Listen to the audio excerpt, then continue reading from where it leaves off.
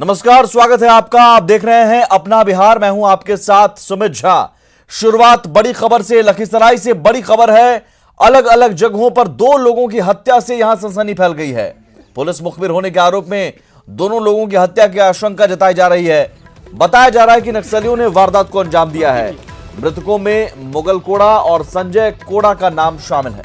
मुगल कोड़ा चारण थाना क्षेत्र और संजय कोड़ा गोबरदाहा के रहने वाले थे।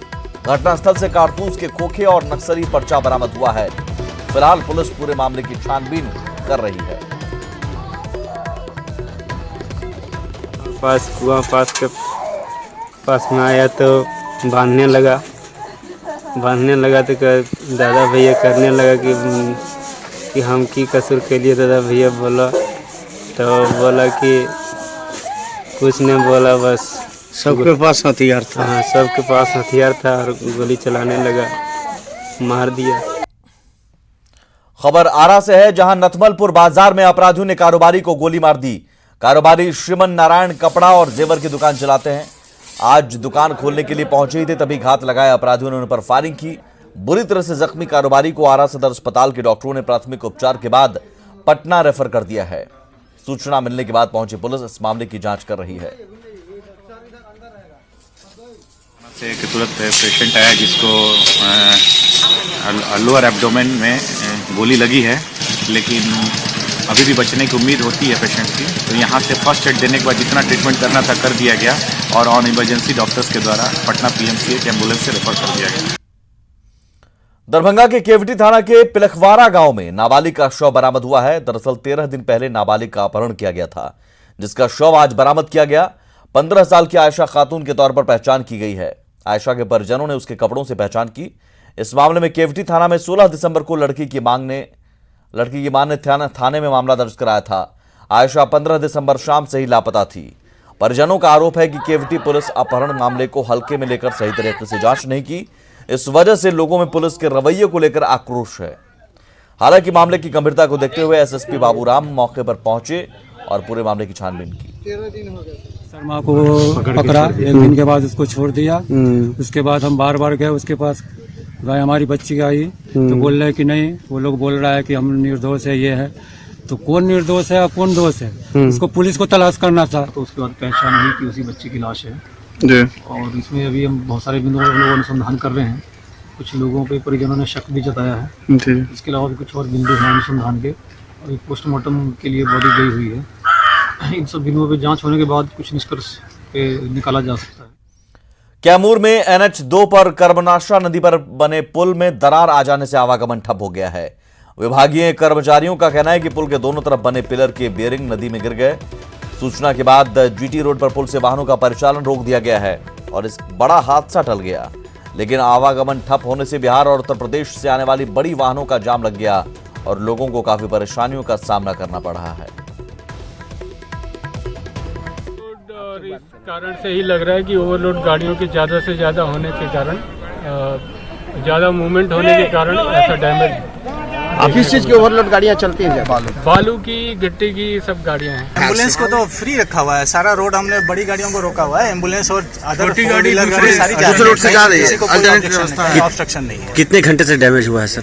कितने बजे की घटना है, जानकारी मिला है आपको? ये हम लोग को सुबह भोर में जानकारी है। किस तरह की वैकल्पिक व्यवस्था अपनाया जा रहा है? अभी जांच कर लेने दीजिए, क्या है, किस स्तर पे है, हम क्राइसिस मैनेजमेंट किस तरह कर लेंगे, वो सारी जानकारी होने के बाद आपको दोबारा बता दें। आगे बढ़ते हैं, सियासी गलियारों का रुख करेंगे। किशनगंज में नागरिकता कानून और NRC के खिलाफ AIMIM प्रमुख असदुद्दीन ओवैसी की रैली हुई, जिसमें पार्टी के प्रदेश अध्यक्ष अख्तरुल इमाम और पार्टी विधायक कमरुल समेत पार्टी के तमाम पदाधिकारी मौजूद रहे। वहीं किशनगंज में ओवैसी की रैली के मद्देनजर सुरक्षा के भी पुख्ता इंतजाम किए गए थे।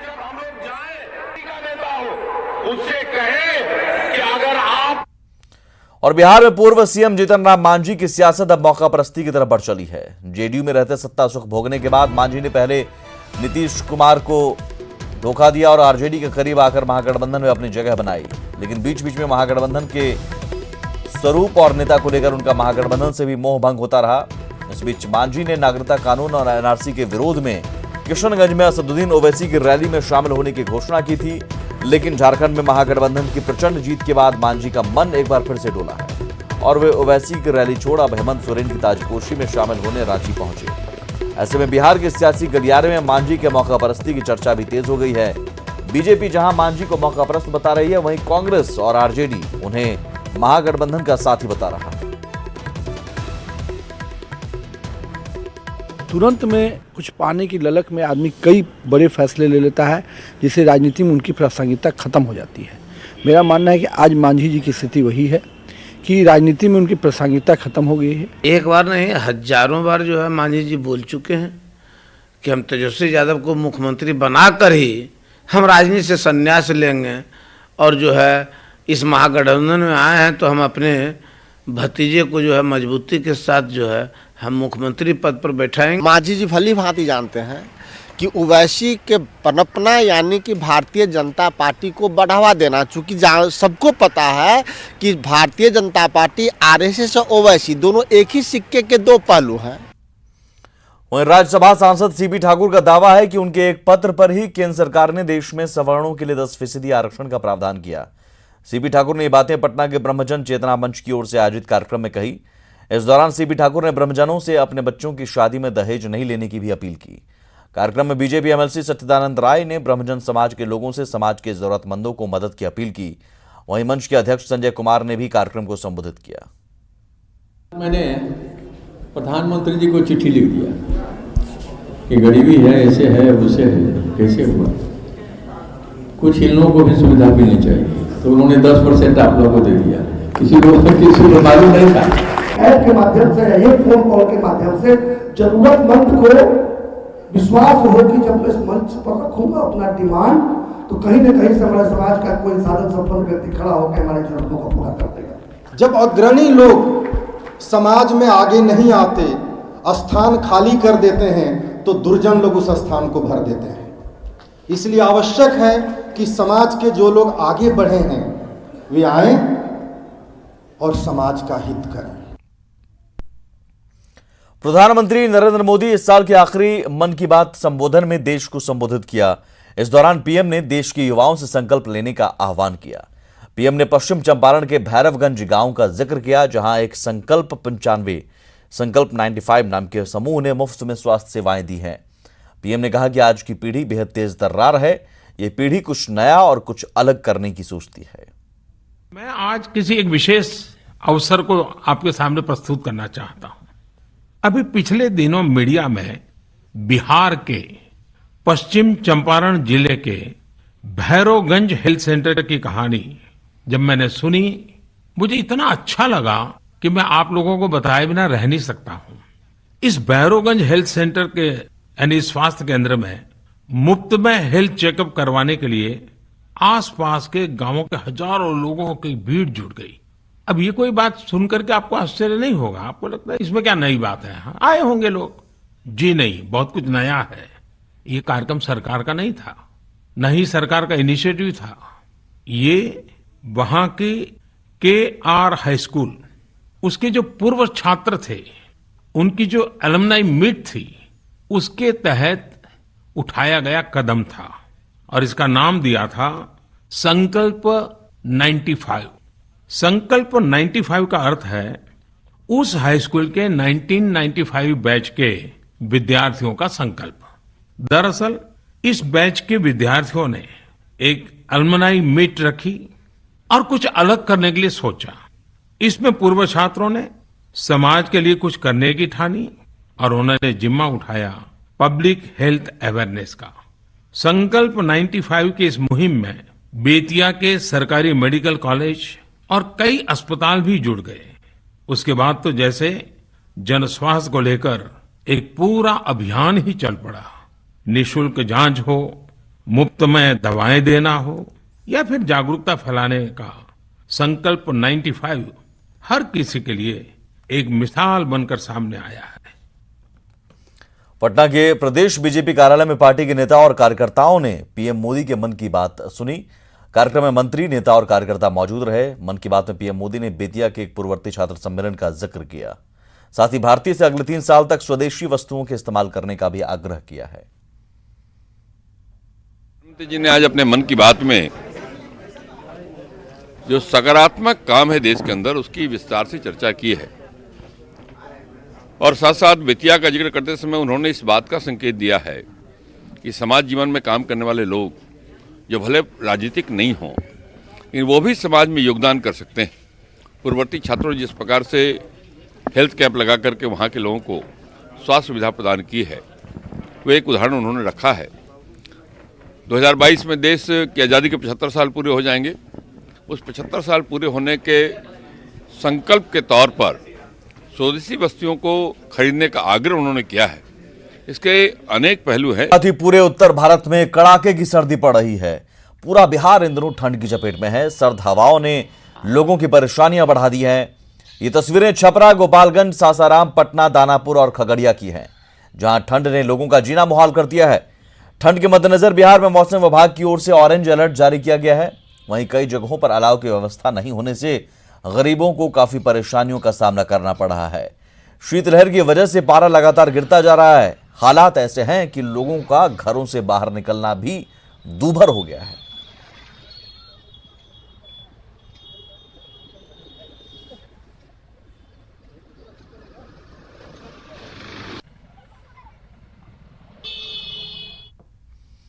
राजगीर में गुरु नानक देव जी महाराज के 550वें प्रकाश पर्व के मौके पर सीएम नीतीश कुमार ने गुरुद्वारा पहुंचकर आज मत्था टेका।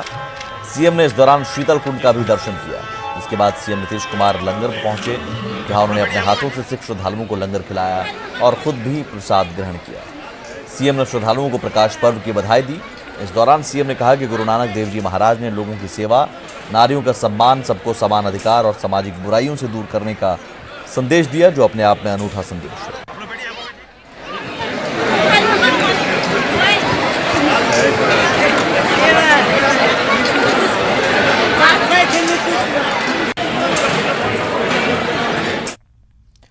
गंगा नदी का पानी पटना से नालंदा और गया लाने की पहल तेज कर दी गई है। जल संसाधन विभाग के प्रधान सचिव और दोनों जिलों के डीएम ने गिरियक के घोड़ा कटोरा जलाशय का जायजा लिया, जबकि मुख्यमंत्री नीतीश कुमार भी इस योजना को लेकर व्यक्तिगत तौर पर पहल कर रहे हैं।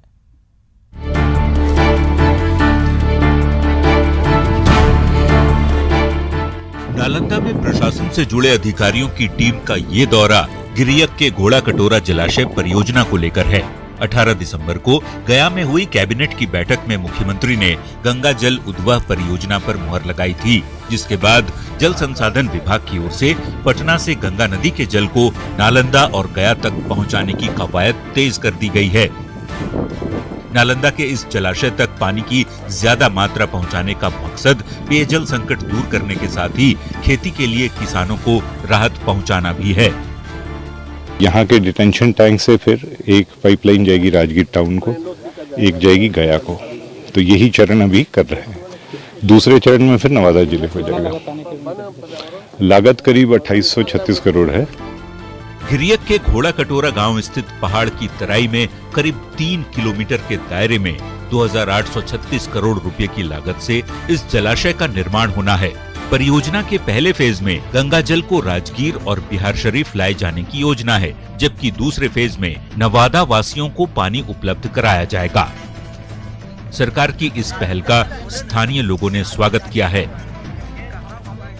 पीने के पानी के साथ ही अन्य सभी प्रकार के पानी की यहाँ पर काफ़ी समस्या है और प्रत्येक बार गर्मी के जो हमारे मंथ होते हैं जिसमें अत्यधिक पीक डिमांड होती है पानी की, तो उस समय पर बहुत दिक्कत होती है।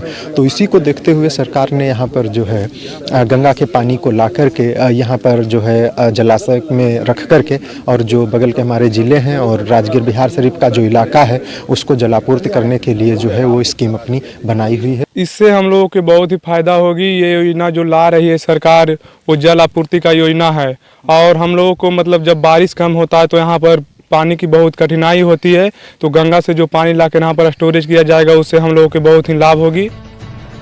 जबकि जल संसाधन विभाग के कार्यपालक अधिकारी की माने तो जमीन की लेवलिंग और मैपिंग कार्य के बाद रिजर्वायर के निर्माण का कार्य तेज कर दिया जाएगा। रिजर्वायर बनना है गंगा जल उद्वह योजना के लिए, यहाँ पर स्टोरेज किया जाएगा और राजगीर में पानी को सप्लाई किया जाएगा यहाँ से।